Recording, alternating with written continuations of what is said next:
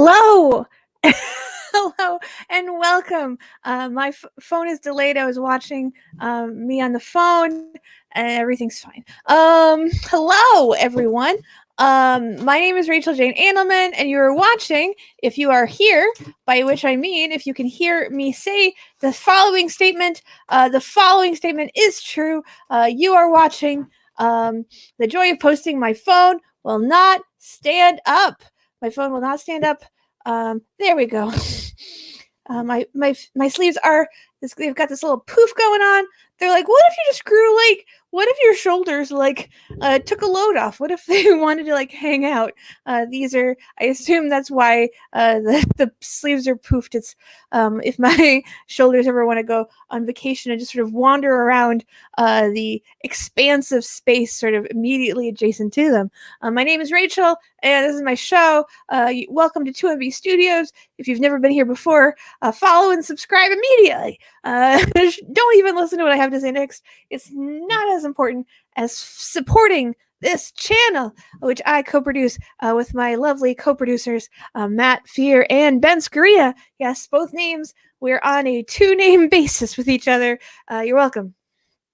We started 2MB Studios because our theater was shut down. The stages were no more. I need to mute this fucking thread. This is gonna buzz throughout my show.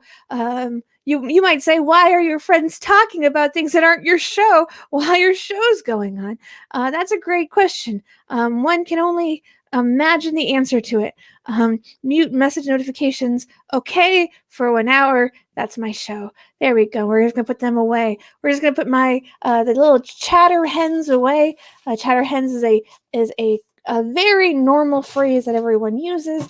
But yeah. My phone is too slippery. It doesn't. You think that in 3 weeks since I've gotten my phone, I would figure out how to stand it up again, but I have not figured that out. But yeah, we started, or rather, Ben and Matt started, and then I jumped on their coattails. We started 2MB Studios because our theater shut down and everything had shut down, and we are all sort of originally and historically stage performers and instructors. And so we were like, we can't do anything. What if we did Twitch? What if we did streaming virtual theater where there's some modicum of audience participation, audience discussion. In fact, you can really talk much more during a Twitch show than you can during a regular improv show or regular stage show. Talking during the show is, in this case, highly encouraged. Please ask questions and say things throughout the show, or I will think that I am all alone. So please take that under consideration. I believe I have my screen is being shared, so that means that I can begin the job of the show, which is to write some jokes. If you've never seen this show at all, Tina writes, this is true, I've never talked during improv shows. Thank you, Tina. We're all Kit points out that the theater was shut down, so now we're shut up and our home's English is fun. That's true. That's a lot about what this show is about, everyone. It's a lot about the fun of English. I just realized the first time that I can actually watch Matt while I do the show. I hadn't realized that before, but since I've been logged into StreamYard, now I can see him backstage. So now he's now waving to me in a somewhat what's it called? Indulgent manner. I believe the term is indulgent manner. Tina, you cannot talk too much. You cannot actually talk too much on Twitch. It's actually considered more successful a stream the more chitters or chatters there are, according to the metric page, which I check frequently. Don't forget to share your screen. Yay, great minds. Great. Miles Labdell writes, Miss Cleo always seemed like a happy medium. People seem happy. You don't know what they're going through. Yeah, chitters are the bug. I think my foot got bitten by a chitter or something. My foot got bitten by something. And I had to draw the pen. I used a pen to draw around it, and now my mom's like, if you get up in the morning and the redness is spread past the pen mark, then perhaps we need to seek further steps. But the last thing I want to do is go to a hospital during a pandemic. Really, that tick or nit or gnat or fly or bee or spider had some real fucking nerve to bite me during a pandemic. Like, where the fuck do they get off? I hate it. Because, like, I never get hurt. The last time I was actually in a hospital room or like in like an emergency visit, I had actually gotten my finger caught in a hedge clipper because I tried to turn it off. I guess my finger wandered and I got stuck in the hedge clipper. And so we had to like disinter my finger from the hedge clipper or else I would have gotten my finger hedged off or trimmed off, I guess. So that's the last time I was at the hospital. So hopefully, at least for a hospital for not a mental health reason or getting blood drawn or getting a shot, the sort of like the every few months or every year kinds of stuff. That was the last time I had an emergency spontaneous appointment. So hopefully my foot will get better on its own. All the parts of my body will do its job. They will be reassigned and they'll kind of do their little job, maintenance work. And then everything will be fine. So you're probably wondering at this point, you're like, what the fuck is this show? This is just somebody rambling at the camera for an hour. I will tell you, sometimes the show is nearly that. It's nearly that. And I see we've lost an now that I'm logged into StreamYard, I can see the viewers on the screen. Like, oh, we lost a viewer when I explained that sometimes this show is just me babbling, but now I've seen we've gained them back. So before we lose them again, I'll tell you that the show is not just me babbling. I also write jokes. The show is my joke writing show. You will see me write jokes and you will see me post the jokes. And if you'd like to, you can like the jokes in real time. And you can tell your friends that you saw a certain joke get written before your eyes. And it's all very exciting. Or it is on paper. So yeah, I believe I'm sharing my screen. So I believe you can see the Twitter now. Matt will let me know if you cannot see the Twitter as I am opening up the Twitter. What we're going to do actually is we're going to open up a Word document. You will see for the briefest instant that you can see that my email for the briefest instance. I hope you screenshot that for your Rachel Discord file, and you can create elaborate theories and fan fiction around my inbox. Believe me, I am aware of the benefits of the parasocial relationship, and I am here to encourage them. You're like, what's a terrible idea? Oh, what I'm about to say. It's all fun until you get some weird ass DMs, and then you're like, what am I doing? I am walking into my own murder. This water is going to be gone in 2 minutes.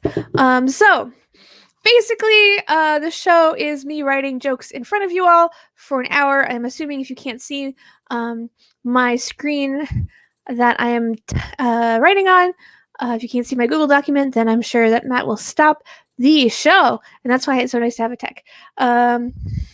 Cool. Can everyone see it? Awesome. RJ Fingham. What's annoying is that my phone isn't updating. A second. I have to. The only way I can see the comments is if my phone has an updated version of the chat. So I need to get that up, and that needs to be working. There we go. This show is about the yellow shirts. That is true. Is that the latest thing someone wrote? Yes. Cool. Everything's doing great. So yeah, basically I will show you my process for writing jokes for Twitter. Whether or not you know my tweets, the fact is that I've had at least a few tweets do pretty well. I recently had a tweet that got 100,000 likes. I've had tweets that got 60,000 likes, 40,000 likes. I've had tweets go viral. That's right. I am not a disposable character. I'm like a yellow shirt, but in the first series where the yellow shirts, I believe, are the executives, the Kirks, the Kirks wore the yellow shirts, and then in TNG the color switched and the red shirt as a phrase became redundant or not redundant, obsolete, but still people use it anyway. Tina asks if 100,000 likes on a tweet is. Oh my god, I am so sorry that your DMs are filled with death threats. That sounds awful. I don't think I've ever had a death threat on Twitter, which is probably a miracle. A lot of that is probably because I strive to write fun jokes that the whole family can enjoy. I rarely write about anything that serious. Anything that even my political tweets I feel like fit snugly into the genre of mainstream leftist tweeting, by which I mean not like leftist per CNN, but leftist per Twitter, where everyone's kind of allowed to be more on the left than they are in other spheres of human life.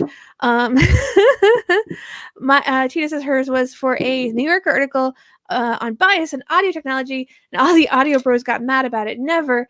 If you're an audio bro, don't harass people. You can. I'm not going to tell Tina to do anything differently. I'm going to tell you, the audio bros out there, to do something differently.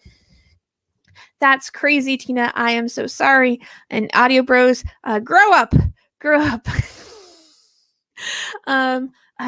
Usually I'll write a joke about like how it took 3 ghosts to get somebody to like act like a better person, and then I'll just get hundreds of replies saying actually there were 4 ghosts because Jacob Marley counted as a ghost, and I'm like, yeah, but 4 ghosts, like, you wouldn't get the joke. Like 3 ghosts is the iconic ghost number. Night benign is burner count, but you seem interesting. Bed calls. Night, good night. International drug smuggler. You seem interesting.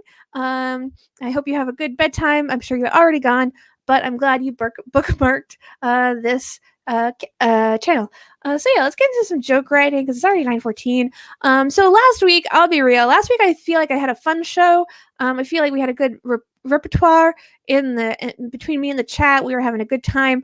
But the problem was that I feel like all my jokes were really bad, mostly because it was like the day of the inauguration, and I feel like not to make excuses for myself, but I feel like moments of great transition or change are often hard to find jokes during, just because like you require or you rely on a certain status quo from which to derive subversion and entertainment. And during an inauguration is a moment of change where like nothing is quite normal yet. Everything that you knew is no longer true, and everything that's about to be true has yet to kind of come into being. So you're just like, what is the status quo that I'm subverting? I don't know. Loaf says she has to be bookmarked to make it easy to get to quickly. That's really sweet.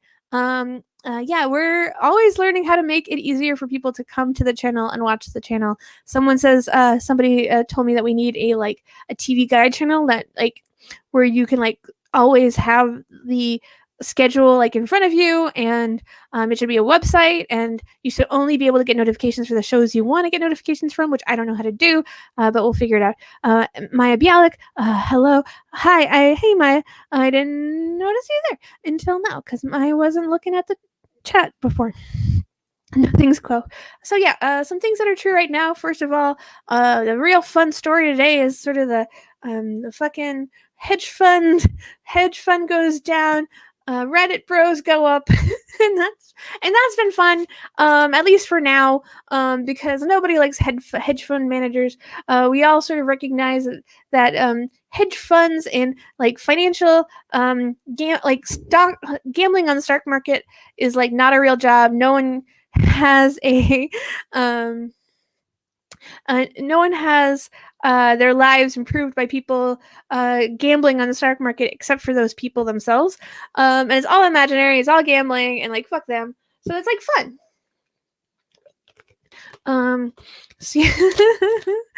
The stock market bros.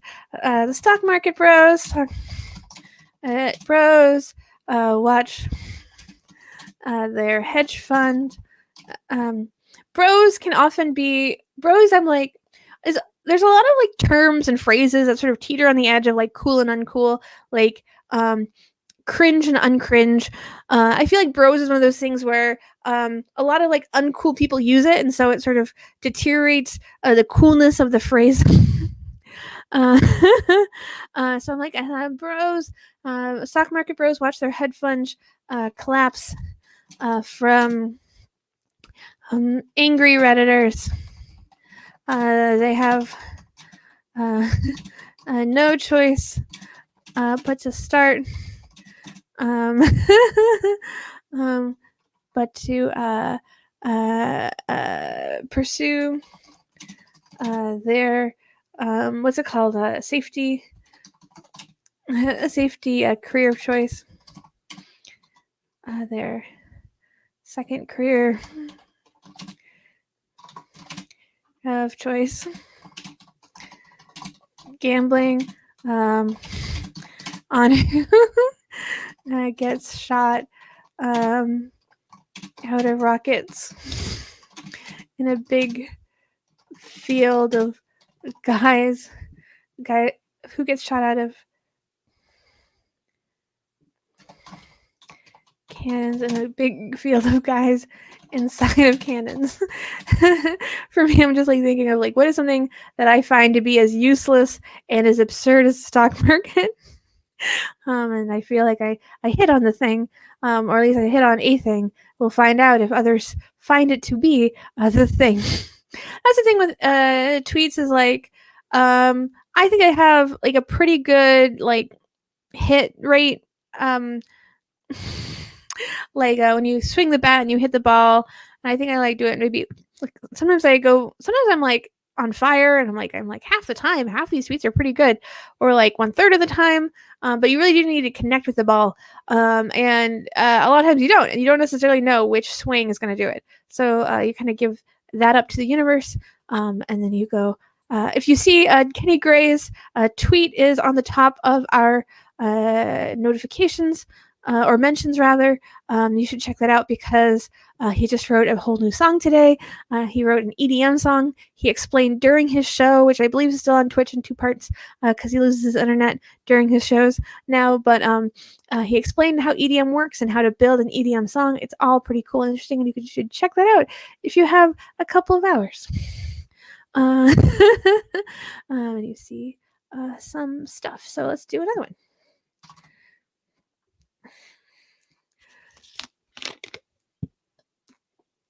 And I've been like reading 2 or 3 different Medium posts about the situation with the stock market. So I learned about short selling. I didn't really understand that until now. To the extent that I do now, I learned about gamma squeezes or short squeezes, which is really fun. I wrote a joke earlier today on my own personal Twitter about how I was reading about short squeezes, and my thought was, wow, a short squeeze sounds really nice right now. Could probably write another joke like in that vein. But yeah, lots of stuff I'm learning. Apparently there was a short squeeze on the Volkswagen brand in like the mid 90s when they were suffering or sort of staggering about. Yeah, and just like this idea that people should get rich because they can bet on suffering or sort of faltering retail stores, it just seems all very predatory by its nature. So it's weird, and it's weird that that we will probably bail them out. Let's see. The government is going to bail the hedge funds out. It will be just like the time they bailed out the abominable snowman right after I tricked him into following me into a cave, and a bunch of snow fell on him. They didn't even care that what's it called when and an avalanche. An avalanche. An avalanche. I don't know why I said that so weird. Avalanche of, of snow fell on him. They didn't even care that I'd been setting the trap up for days. Avalanche. Now I'm just going to say that in my head. Avalanche. Okay. The government will bail the hedge funds out. It will be just like the time they bailed out the abominable snowman after, right after I tricked him into following me into a cave, and an avalanche of snow. An avalanche fell on him. We don't need enough snow. They didn't even care that I had been setting up the trap for days. So this is fun. This is a joke. That's just like an extended metaphor. Hedge funds are like abominable snowmen. They're just like monsters that you don't need to help. You don't need to help. In fact, they are the antagonist of any sort of reasonable scenario that involves yourself or other people. You see, 14 words left. The Nazi number, I think. The government will bail the hedge funds out. It will be just like the time they bailed out the abominable snowman right after I tricked him into following me into a cave, and an avalanche fell on him. They didn't even care that I'd been setting up the trap for days. There we go. Yeah, and then obviously the bailed out is sort of a play on like literally bailing out, like shoveling. A lot of times, a lot of jokes you can find just by kind of being as literal as possible and kind of following the word to its original meaning, or its sort of its most sort of solid meaning, I guess. Other things you can joke about right now. Joe Biden's president. Nothing has really happened. Loaf, the Wonder Bread asks, do you feel pressure to write tweets using different comedic premises to vary up your content, extended premise jokes, metaphor, list jokes, denied, flipped expectations, etc.? I do try to tweet what I want. I do feel guilty if I like look back on like 3 tweets in a row and I'm like, oh, I used basically the same structure for the last 3 tweets in a row. Like, so I'll tweet what I want, but I will feel bad about it afterwards because I'm like, I should vary it more.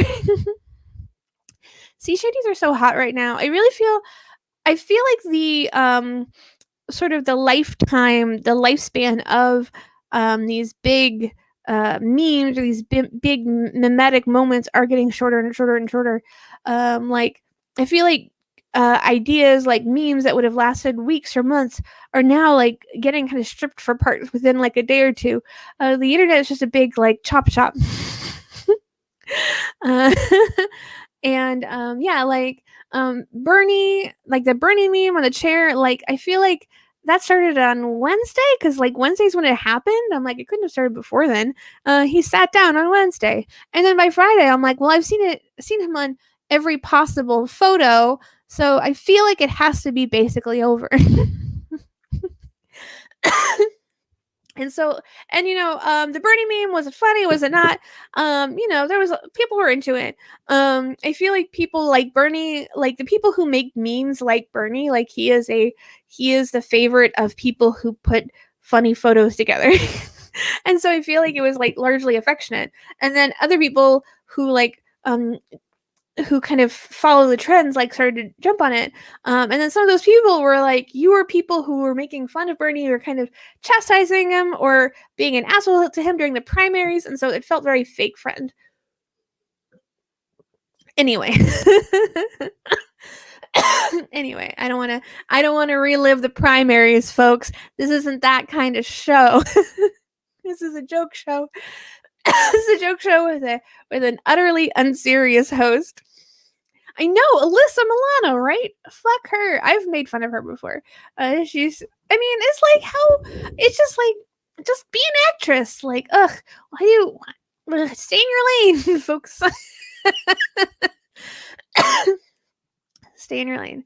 Nothing could go wrong if all of our spokespeople and, people who we let have the thoughts and say the things about important things are all people who originally, flourished in their careers of choice, which are unrelated to the thing at hand, by being able to speak confidently and fluently and looking attractive, like nothing will go wrong there. Yes, everything has gone wrong. I think people like the poet, and I think people liked Gaga's giant bird thing. That felt very memeable. But people people online love Bernie, so that's what flew. That's what blew up. And also, like, Biden, if you listen to Biden's speech, it was so generic. That is like, what is it going to possibly, how are you going to possibly make fun of that? Which I guess is maybe the point. Sorry, I'm doing a lot of burps. Yeah, what else is going on? The hedge fund thing is like the main thing that seems funny, because it's not COVID and it's not, no one's died yet. I'm sure at some point someone's gonna jump out a window and then it's gonna get real somber. But it's not that bad yet. Trying to think of what else happened or what else is funny, because when the moment fails you, you can just kind of go back into the world of thoughts and concepts and ideas that are ever present, evergreen, and then just go back to them. So yeah, we don't have anything fun right now that's coming to mind, so we can just think about bicycle. What is it called? What are they called? Bicycle baskets? Is that what they're called? Sometimes when I'm trying to write a joke, or I'm trying to think of a joke to write, rather, that's probably a more accurate way of putting it. I just start to think of something that's both universal and specific, that conjures a specific image that everyone can conjure. So, like a bike basket, is it called a bicycle basket?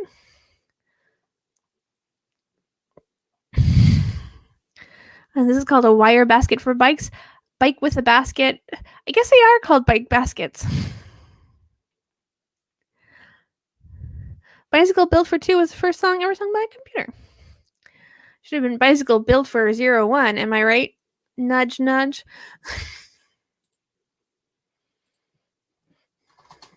Do you ever wonder if the computer that sang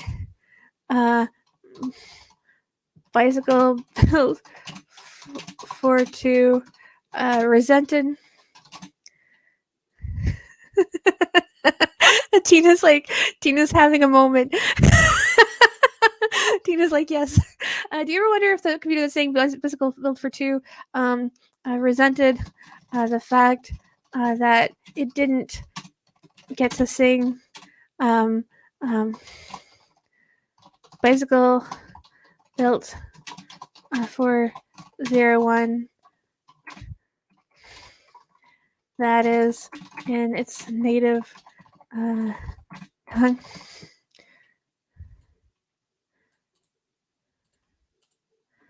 Let's do that. Do you ever wonder if the computer that sang Bicycle Built for 2 resented the fact it didn't get to sing Bicycle Built for 01, that is, see if I can,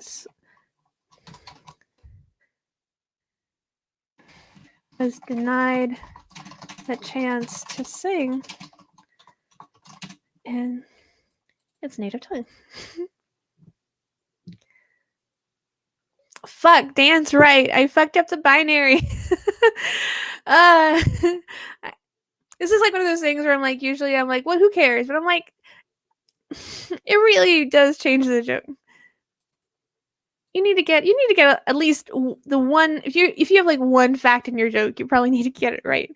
What was it? 10. 10. Thank you, Dan. Thank you. You saved my life. Do you ever wonder if the computer that sang Bicycle Built for 2 resented the fact that I didn't get to sing Bicycle Built for 10, that is, it was denied the chance to sing in its native tongue?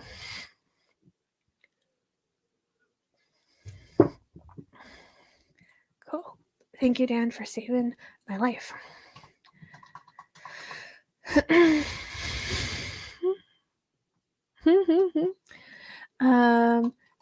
They say not to put all your eggs in one basket.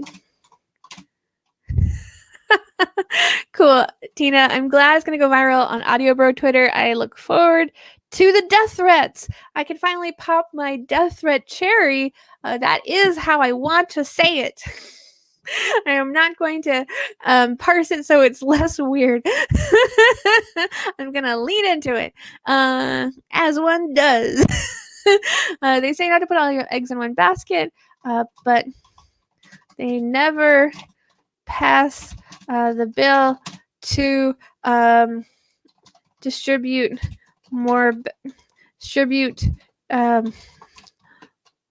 multiple baskets to families that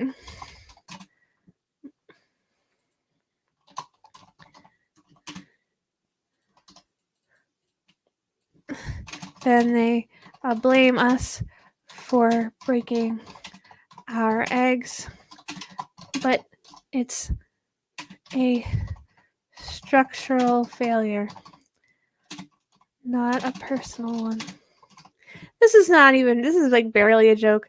It's only a joke insofar as I'm applying like serious analysis to kind of a silly throwaway aphorism. It's always fun to play with aphorism because it always has, most aphorisms are both sort of well known enough that you can easily subvert them while people understand the purpose or the function of what you're doing, while also having a kind of a grading quality. All aphorisms to me have sort of a grading quality where you're like, ugh, this fucking thing again that I've heard 100 times. I must have heard 100 times because I know it by heart. Won't someone subvert it for the love of God? Tina, do not crawl into a hole. It is harder to watch my Twitch show inside of holes. Don't.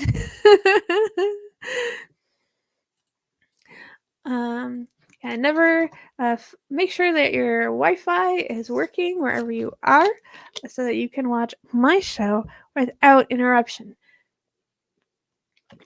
Speaking of shows, the concept of shows, we have some great shows every day of the week here at 2MB Studios, which I do co-produce, and I do have a vested interest in you continuing to watch.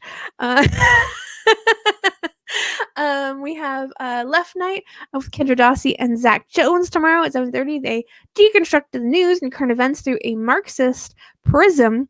If you like your dirtbag leftists, that's the show to watch. And then QAW, a fan favorite, short for Quarantine Action Wrestling, because it's a show about wrestling. Will no one subvert me of this tedious aphorism? Man, I must make that plea to God at least 100 times a day. Dan.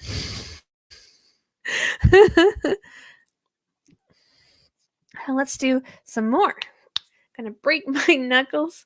Tina says, tomorrow there is a musical production on KOW that will be unparalleled.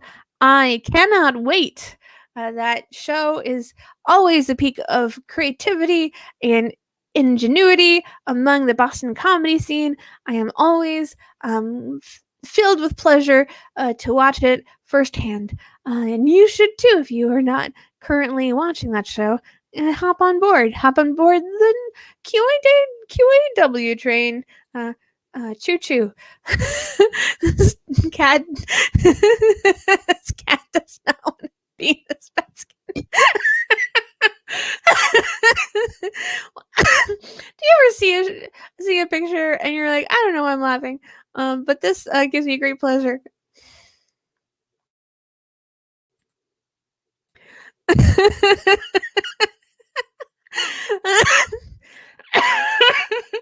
And the thing is, like, the cat doesn't even look like in heart, like it doesn't look like and Cat is obviously keeping her eyes on the prize. I completely missed the price of this thing, obviously. Does it come with airbags? That's a great question. Let me see. $158.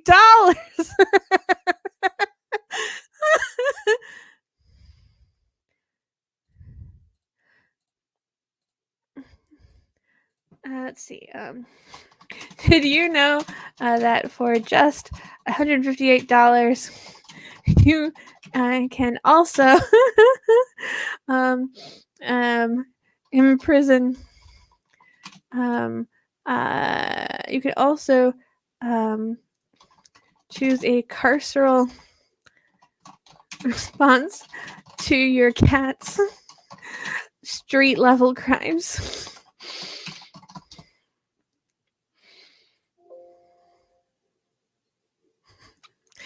I cannot believe this is $158. Where is the cat? Folks, there is the cat. I don't know why this picture is so funny. See, this is the problem I have with memes in general. Like, everyone, there are so many comedians who probably spent like 40 minutes trying to think of like a funny place to put Bernie. And I'm just like, just use Google image search and you will find something amazing that has not been completely deconstructed already. Like, the world is yours, everyone. There are much cheaper ways to piss off your cat. I just think there's just something about it. The whole thing about it. It looks so innocent and it's so trapped. Anyway, I'm having too much fun. I would really like a cat at some point. Cat shit in boxes. Cats shit in boxes. Not because they've been trained to, or prefer a small enclosed, a small cordoned space to deposit their waste. They just A kid says, where else? I saw that fly in Pence's head turn into Bernie, as well as someone who used the Sharon Stone and crossing legs to replace Bernie. Yeah, at this point, like, there's a certain point where you're like, it might as well just be a computer, like, kind of shitting these things out. Like, you know, a lot of the most popular memes are also like kind of the most worst and most as if you kind of just fed the prompt into a computer. Put Bernie somewhere weird. Because there's like a small portion of the internet who's like really trying to be creative and funny and interesting and unique, and there's a big part of the internet that's just trying to go viral no matter what, and they kind of throw like originality to the wind just so they can like kind of hop on this bandwagon. It's like, maybe my Bernie is a good Bernie.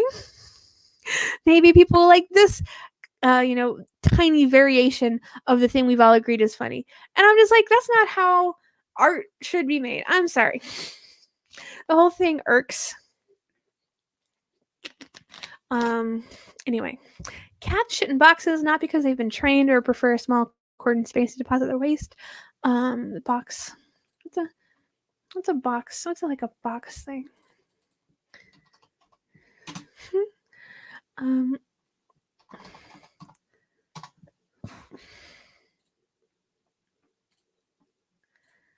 They just are committed to expressing their fondness for the open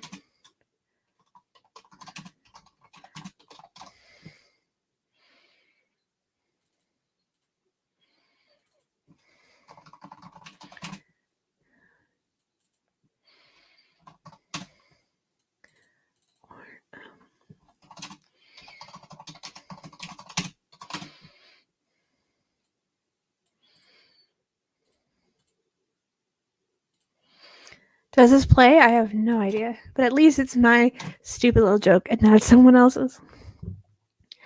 Cats shit in boxes, not because they've been trained or are attracted to small cordon space to deposit their waste. They're just committed to expressing their preference for open office plans. That's it.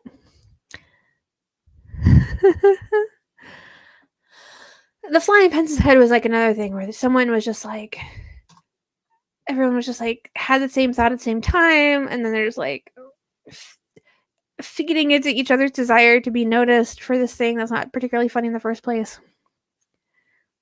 I am if you haven't discovered by now, on certain topics, unbearable. Uh, what else is there? I love doing like funny searches, just something fun. We found that cat, through the sheer power of putting in a bicycle basket. So Kit says I put Bernie sitting down, and it's horrific. um, yeah, it's like the computer, like the internet is a chop shop where we've all sort of assigned ourselves to be employees at said chop shop. And like there's other ways to live. Um, let's see.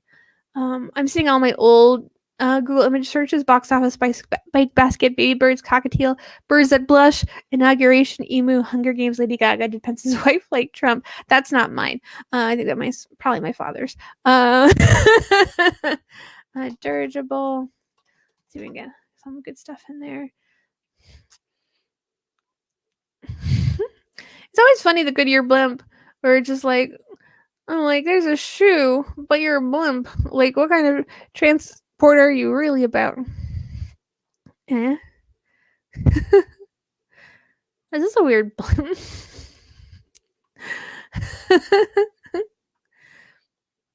I feel like there's not necessarily a way to gently tease this blimp, but without making like a dumb joke about its appearance. But I do enjoy the smooth curves of this blimp. Blimps, as you can see, are not terribly interesting. This was a mistake. This was probably not the most successful Google image search I've ever done. This one, this is a, what is that? Dirigible balloon collapses. Now that is possibly a greater source. You're not looking for explosions. You're not looking for the Hindenburg. I'm looking for more banal, because our idea of a disaster involving dirigible is very like cinematic, and it is a Hindenburg. So we can find like a more banal or sillier failure on the part of a dirigible, and that could be very funny. That blimp looks a bit like a tardigrade, which is the most badass organism ever. Tardigrades, yeah, tardigrades are cute.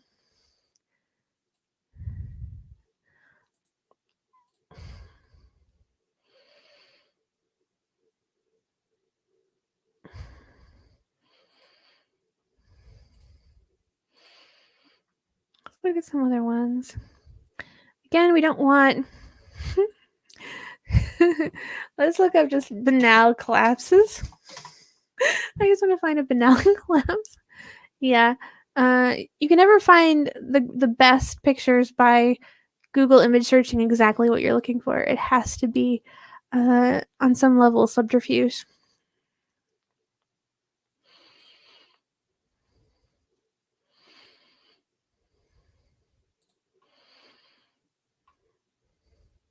This one's nice because you can make a fun little sex joke about it, which I'm always in favor of.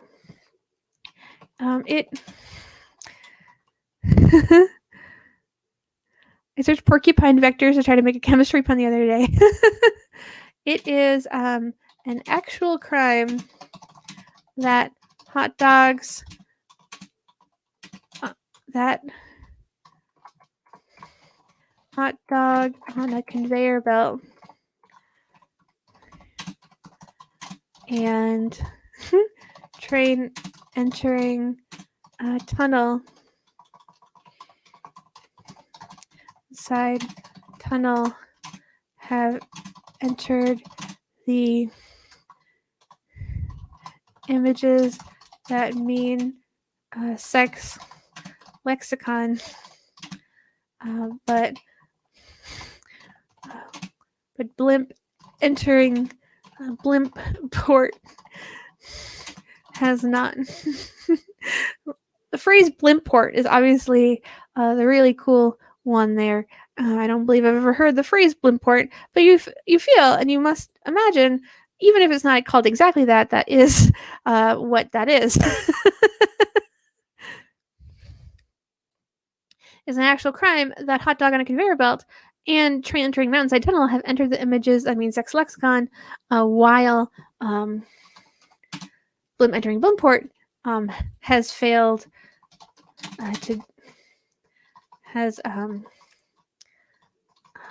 while the world ignores used to ignore Blimp entering Blimport, that means Blimport is the last word you read, which means it's funny. So yeah, that's kind of like a way where you can just start finding like something interesting on the computer. That's not an old man sitting down at a cursory at a mandatory event that is pomp, that is so filled with pomp and genuinely probably an inappropriate way considering the nature of our current circumstances. Blimp Dock.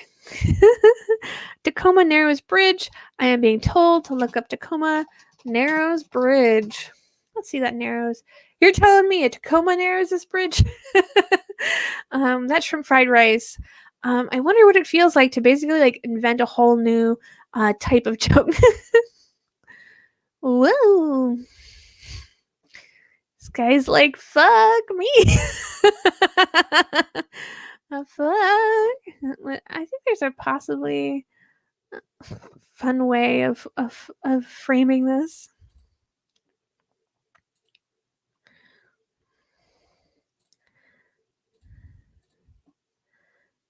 Wind blew at just the right speed and the bridge collapsed.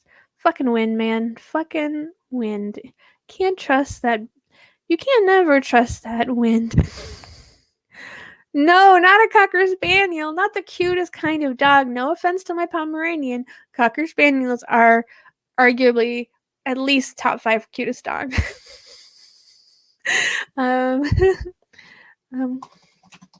For a walk, stave off cabin fever.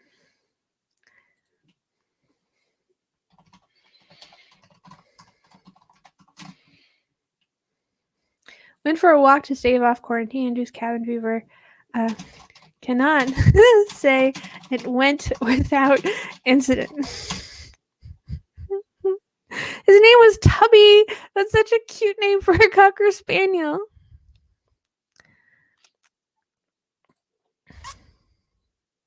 I have often wished to be a dog. To be fair to dogs. Went for a walk to stave off quarantine-induced cabin fever. Cannot say it went without incident.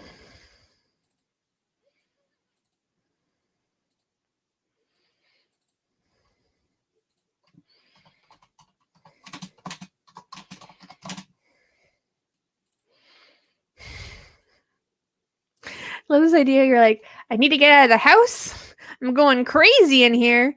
And like, smash cut to you on an unstable bridge. You're like, fuck. That's kind of like me when I went out to stave off cabin fever and somebody bit my foot. Like an asshole.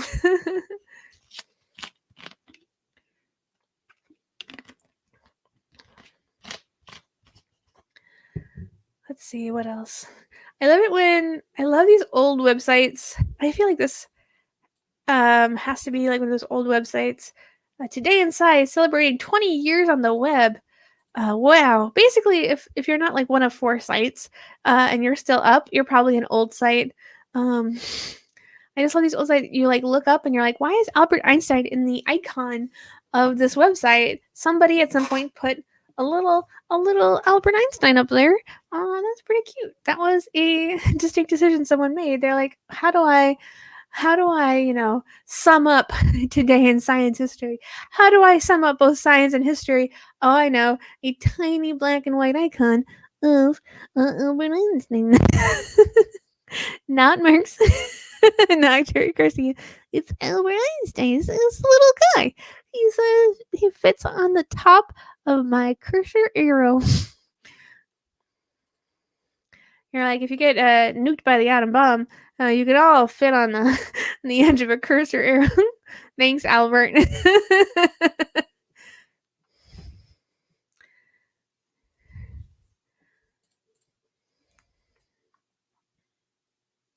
Kit says, I posted the computer-generated pic in the Facebook group. I'm not sure what that means, but I'm excited to see what it means if I get to see it later. Where's Doreen Leoy? Ted Bundy's wife. Sometimes it's always weird when you're like just typing something and it's like, did you mean Ted Bundy's wife? And you're like, hey, Google image search. Come on. Hello, abolish the Senate. Hello to everybody who is watching.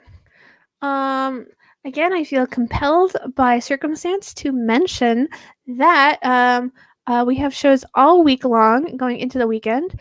Friday, we have Level Down with our boys, David's Meet, and possibly Ryan if he's back from the hospital, which I assume he is, but also who knows. Then it's Cross Pollination on TJ Reynolds' showcase for performers and discussion, and he has poets this week. Then we have another awesome episode of A Level Down where Tookie Kavanaugh and David Thomas will be reviewing sextuplets and welcoming their guest, the hilarious Nick Chambers. On Saturday, we have Simply the Just at 1 o'clock, in which Just Bryant of QAW fame plays The Sims with characters from QAW. Then at 8 o'clock, we have Knights of Prospect, our role-playing show. And then at 10, we have Sleepover, our sleepover show. I said the rehash, I think. He's back from the hospital. Cool. Then on Sunday, we have at 6 o'clock, I believe our programming on Sunday, starts at 5 o'clock with the 3 weeks courses, poetry reading. Come here at 5 o'clock on Sunday. You'll get 5 p.m. Eastern Standard Time, and you'll get to see some wonderful poets from the 3 weeks courses. Our partner website, their playful poetry class will be reading their poems. Oh, I said Level Down twice. Whoops. This is hard. At 5 o'clock, it's 3 weeks courses poetry reading. Then at 6 o'clock, it's Once Upon a Doodle. At 7 o'clock, it's Thank You for Coming. And at 8 o'clock, we have another episode of Glitty Litter, which Christina Smars, our lovely co-host of Genuine Nonsense on Tuesdays at 7, will be reappearing as a contestant on Glitty Litter. And I know this because I have to market all of them every day. So I have to know it. I have no choice. That's all I do all day. I just memorize the schedule. But seriously, fucking watch every show. Or you're not invited back to the channel. No, but seriously, we really do appreciate that you're here. Let's see. What else are there? Every show. I can go into next week if you guys want me to. I can do that too. I will kick this out. Tina, you do the best job of everybody watching as many shows as you do, and we are all so thankful for you every day. Who's Anthony Quinn Warner? I hate it when it's like it suggests a name to you, and then just like it's just somebody who did crime stuff. Kenny show. Oh yeah.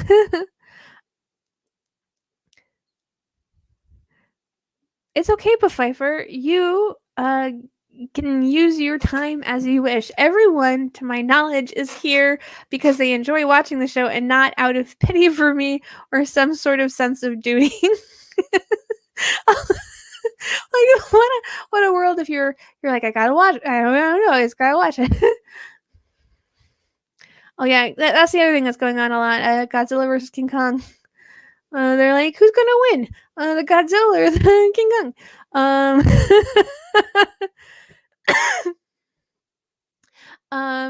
Godzilla versus King Kong. Somebody pointed out. This isn't the Parasocials Anonymous meeting. As I said before, until something happens that makes me regret it, I am going to encourage the parasocial relationship to the extent that I can.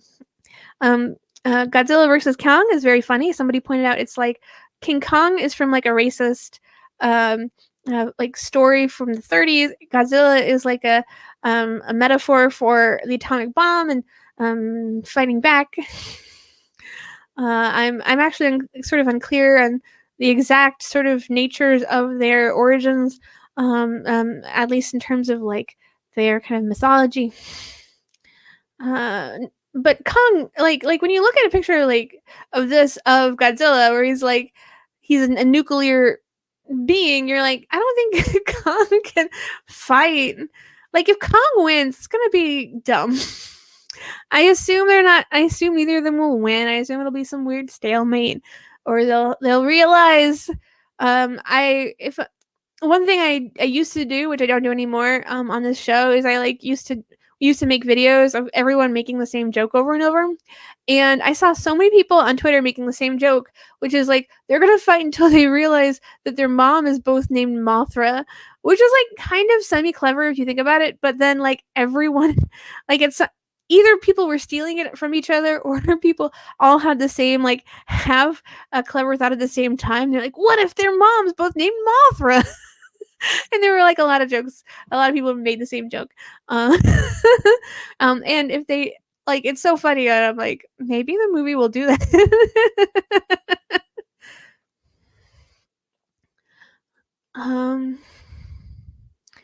Yeah. Ooh, this is kind of a pretty picture.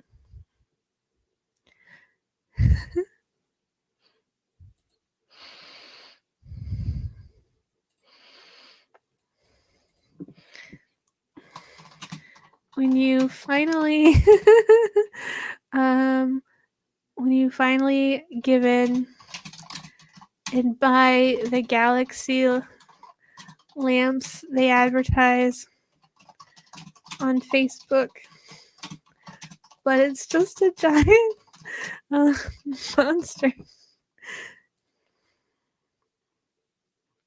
Kyle Chandler will win with his disarming smile, forcing the antagonist to surrender their beef. Miles, I do believe you are correct. Just Plain Maggie writes, Godzilla will slip on a giant banana peel thrown by Kong and fly into outer space.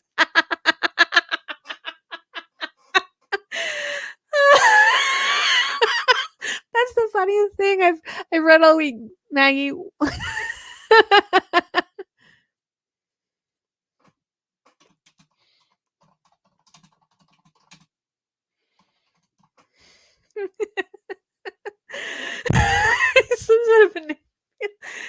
Like if you have a Twitter, just play Maggie, please tweet that. We will retweet it. That's the funniest thing I've read for a long time. Thank you very much.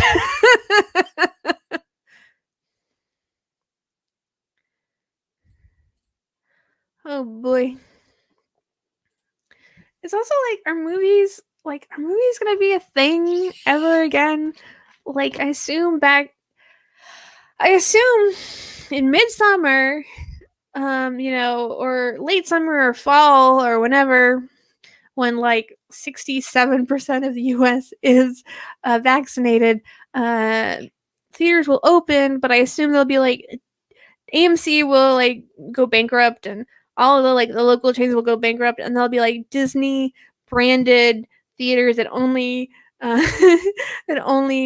show Disney movies. And I assume that's what movie going will be like by September.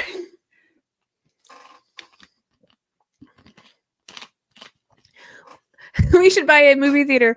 Tina, I don't know if the last time you noticed when we try to keep a keep a theater.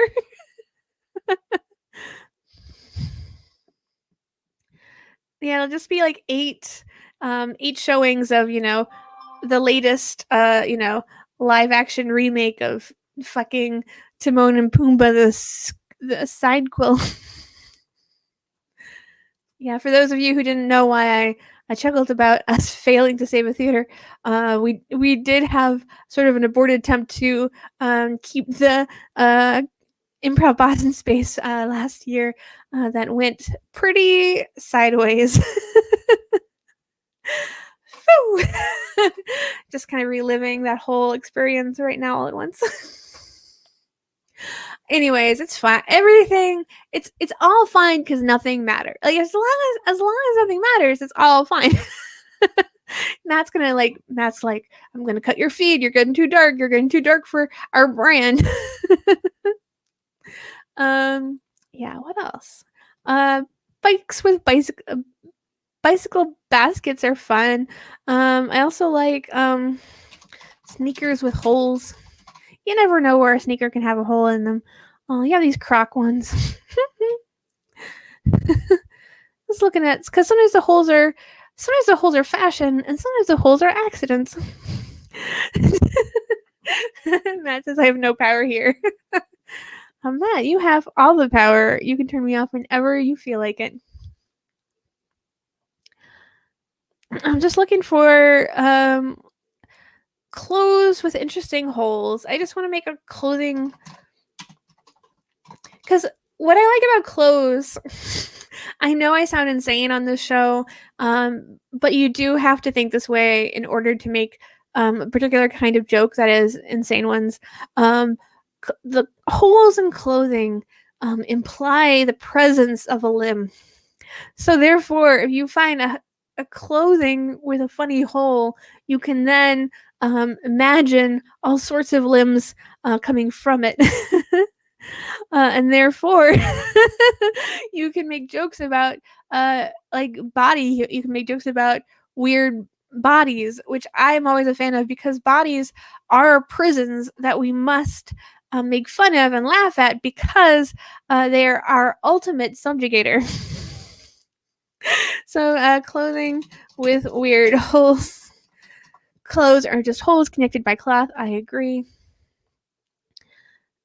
Yeah, we have a lot of like, aren't I like a clever shirt? I have a visual illusion on me, and that's not what I'm looking for. I'm not looking for shirts that are like, look, it looks like there's a twisty thing in your torso. That's not what I'm looking for, guys. I'm looking for holes. I'm looking for real assholes.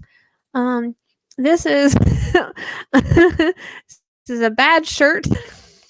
This is a bad shirt for $30. I am laughing at it because it's such a bad. I'm laughing at it because it's like, I don't want notifications from you, Rage On, which sounds like hard on. Like, trypophobia or trypophobia or however you say it, like the fear of tiny little holes. like that's like a real thing, and I know at least one person who has it. And the fact that they're selling it for $30, the fact that you would like be such a troll that you're putting on the shirt that you know is going to viscerally upset so many people, and it's $30. It's all to laugh at.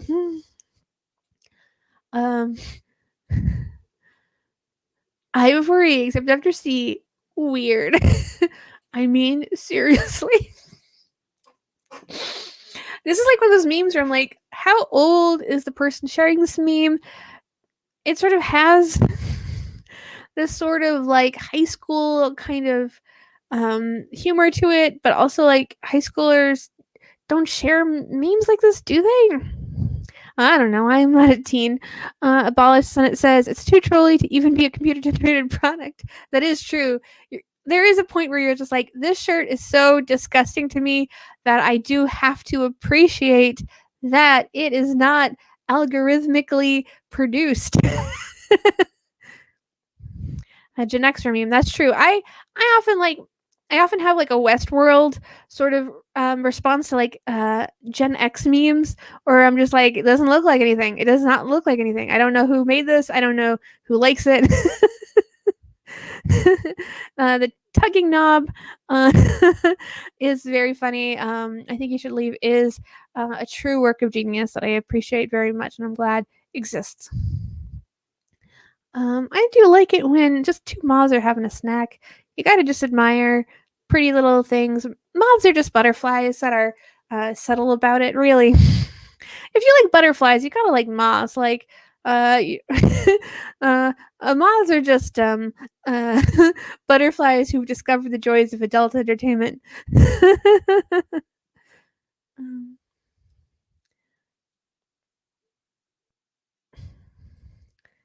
do weird fashion. Weird fashion is always fun to look at. This Google image search was unsuccessful. I do love like weird fashion. I love it when they're just like, just put the skinny lady in a guacamole suit. It's gonna be fun.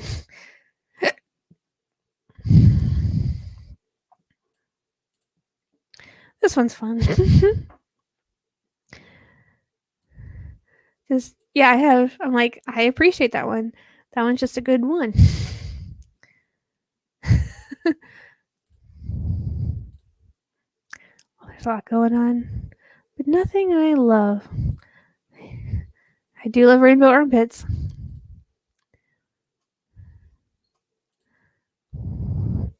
I do love cosplay. Oh, but maybe that's cute.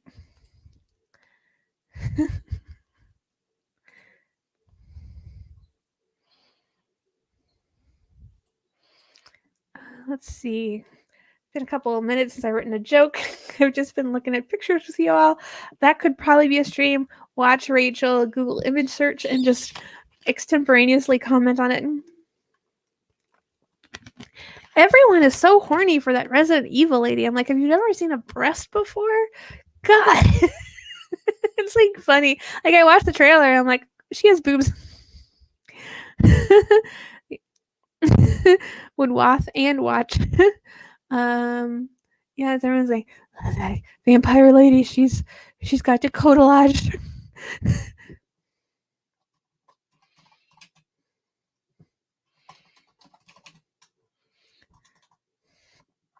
Decodelage. Is that decotelage?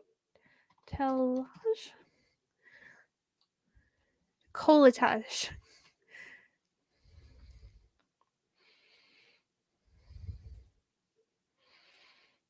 And what part of it? Is it just the boobs? The low neckline?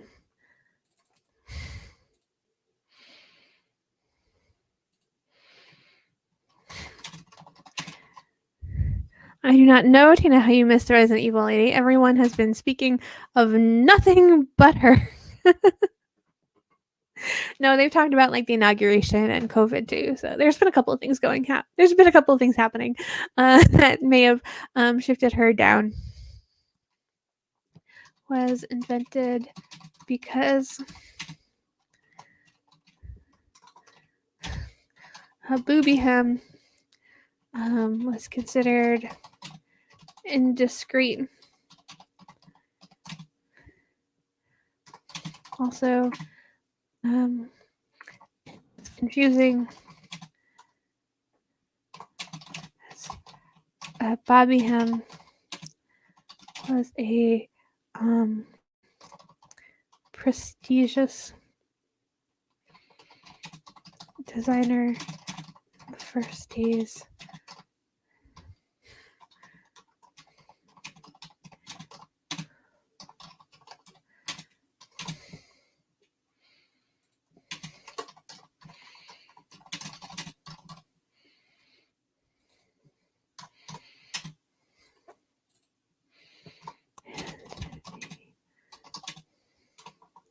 He always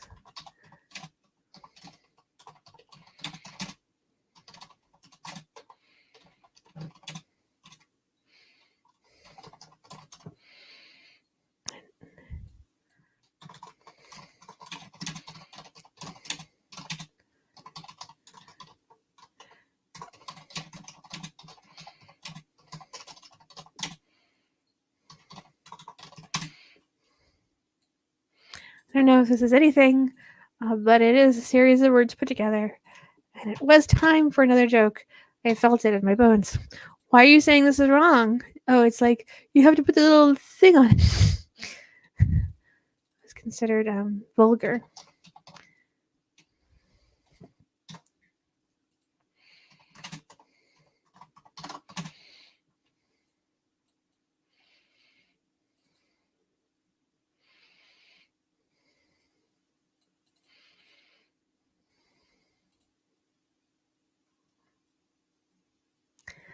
I know you tried your first Resident Evil with VR, 7 in VR. Do not recommend. we all want this sexy vampire accent. I obviously can't do it. Someone was writing about how like we need, if you have an idea, you should write it. You shouldn't talk yourself out of writing it. They're like, I had the idea for years to write a pilot about shit vampires, like vampires who were just shit. And he never ended up writing it. And then like a couple years later, like What We Do in the Shadows came along. And he's like, oh, that's my idea. They're just like shitty vampires. Like I could have written that. And so you should always, if you have an idea, you should like just fucking jump on it,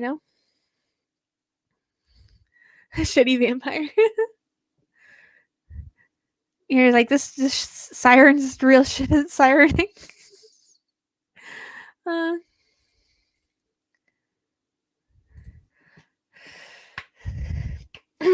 Should I write any political tweets tonight, folks? I will never have an idea. Open Viper, you had the best idea of all, which is to visit occasionally / frequently this channel. Let's do a couple more before we turn in for the night. I assume everyone goes to sleep immediately after watching my show, because you're all good boys and girls and non-binary children. I don't know. Let's see. The inauguration was great. If what you really love is forgettable pomp and an unbearable meme set against a backdrop of unimaginable despair and suffering. By that metric, it was an absolute smash.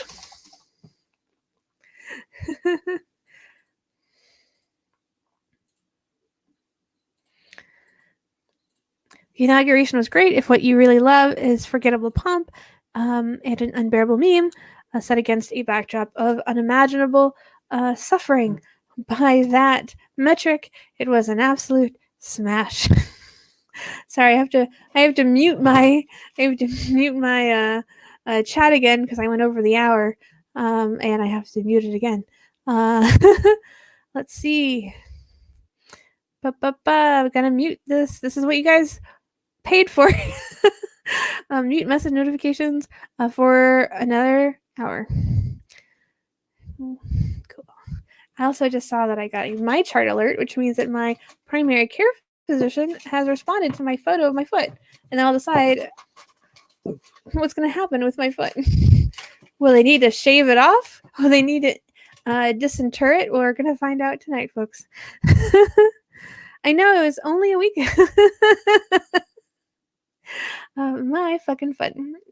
Couldn't stay healthy for a year. All I had to do was avoid a hospital for a year, or avoid anything for a year. I couldn't fucking do it. So when I chuckle a lot, that's when you know that I'm furious, because I'm just like,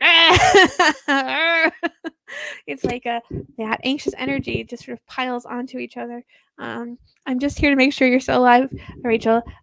Thank you, Tina, and everyone can always tell when I'm still alive by watching this show, The Joy of Posting, every week, Wednesdays, 9 p.m. Eastern Standard Time, until the clocks change again. I did everything imaginable to stay out of hospitals, and then I got appendicitis.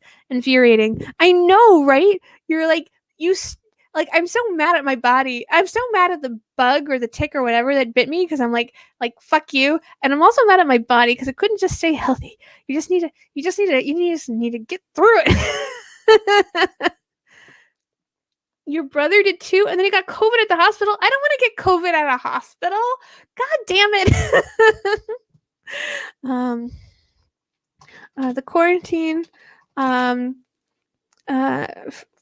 is truly, there's nothing take a quarantine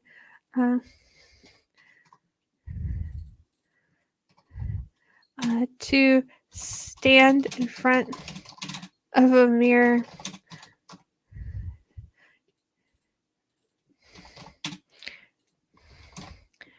while hissing, "Stay healthy, you bastard," to your own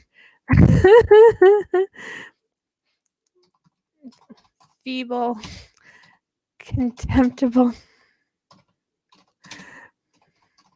pile of flesh.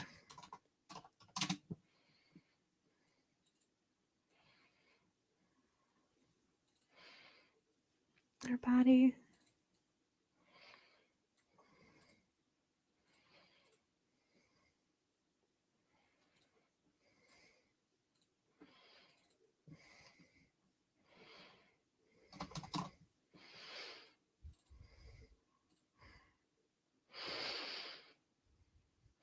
well, it's just that it says when I said I wanted a COVID test a couple weeks after the hospital, my doctor said, "If you insist."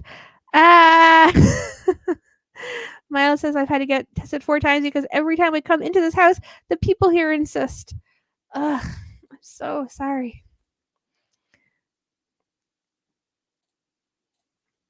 I think I have the juice for one more joke. I always love saying that. I always love saying there's one more for the road, and then the last joke of the show, which I've decided to be the last joke, is always like the fucking worst joke. It's like a joke that's you're like like utterly its fundamental purpose is just this mandatory arbitrary needing to sort of squeeze itself into existence. And it's always like complete rubbish. But we're going to do it tonight. We're going to do another last joke tonight, folks. How bad is it going to be? Feel free to bet right now. We do have a betting function. If Matt wants to throw up the betting function, we can bet about whether the joke's going to be any good or not. We do the betting for things like who's gonna win quarantine action wrestling.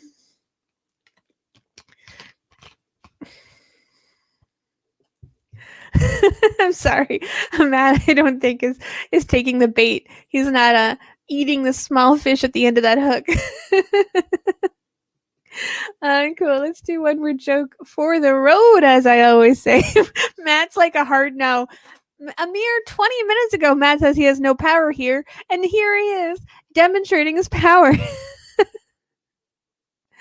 Let's see.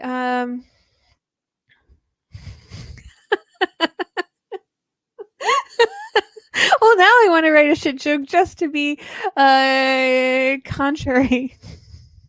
um, with your parents during quarantine.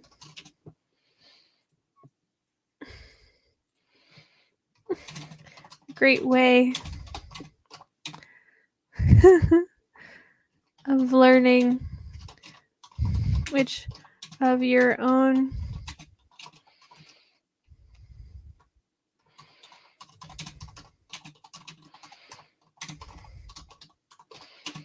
soon your own body will fail. And the order of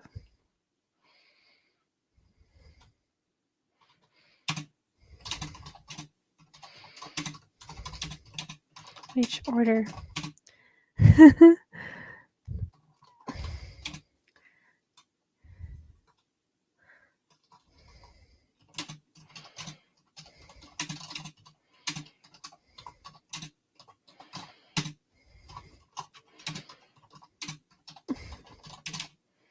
Chang flower welt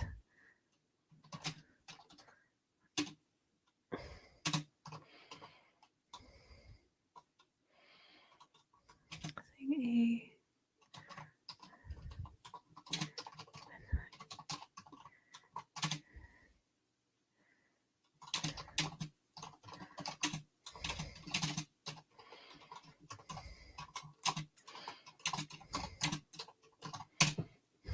Spooky.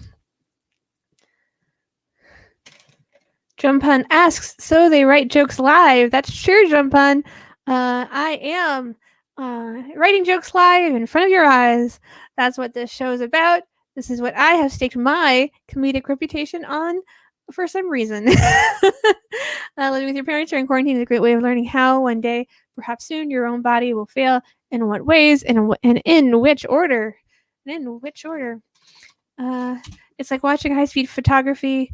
It's like watching high-speed photography of a flower when you are a blossom. Very spooky. A jump on if you think this is awesome. Unfortunately, this is the end of the show. If you think this is awesome, feel free to watch any of our other shows. They're all equally as good, and you can come see me. Jump on's like, fuck, I missed the show. I'm really sorry. If it were up to me, I would do another hour just for you, Jump on. But we've got to say goodnight because Matt, our producer, has to get his season. So he can man this ship. But Jump on, if you like the idea of this show, there will be a YouTube of it later. The YouTube will be uploaded, I believe, at least within the next 24 hours. It will be on our YouTube page. And you can also come see it live again next week at 9 p.m. Eastern Standard Time, because we do live in Boston. That is, I live outside of Boston. Where outside of Boston, I will never tell. But Jump on, thank you for catching even the last tail end of the show. I really appreciate you being here, as I appreciate all of you being here, no matter when you entered the room.